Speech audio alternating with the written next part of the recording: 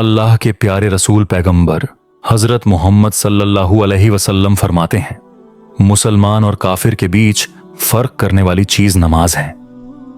जिसने जानबूझकर नमाज को छोड़ दिया गोया उसने काफिर का काम किया।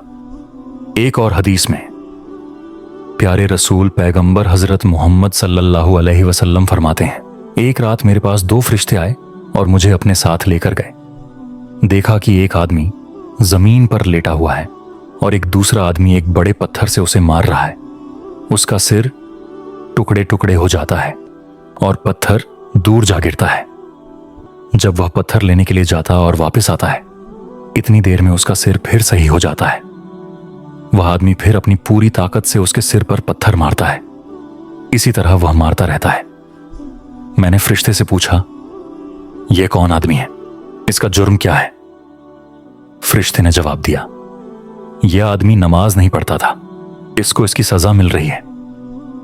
प्यारे दीनी भाइयों, गौर करो, मस्जिदों में अजान की आवाज हमारे कानों तक पहुंचती है, लेकिन हम सारा कामकाज छोड़कर मस्जिद पहुंचने के बजाय आराम से बैठे टेलीविजन देखते रहते हैं।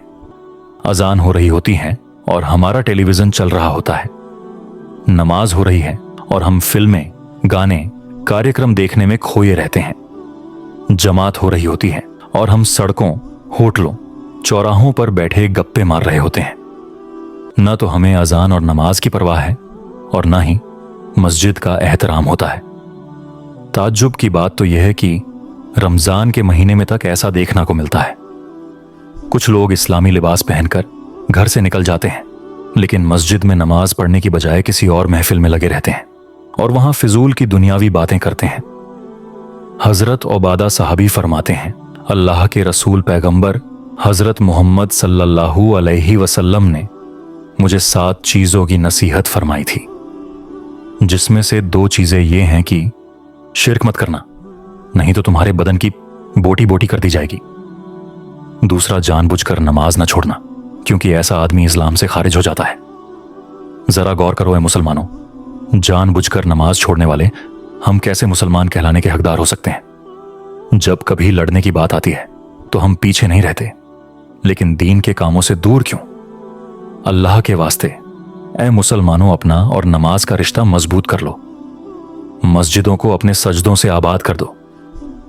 अब भी मौका है, सच्चे दिल से तौबा करके अपने रब को राजी कर लो, क्योंकि अगर रब राजी हो गया तो दुनिया की कोई भी मुसीबत तुम पर नहीं आ सकती।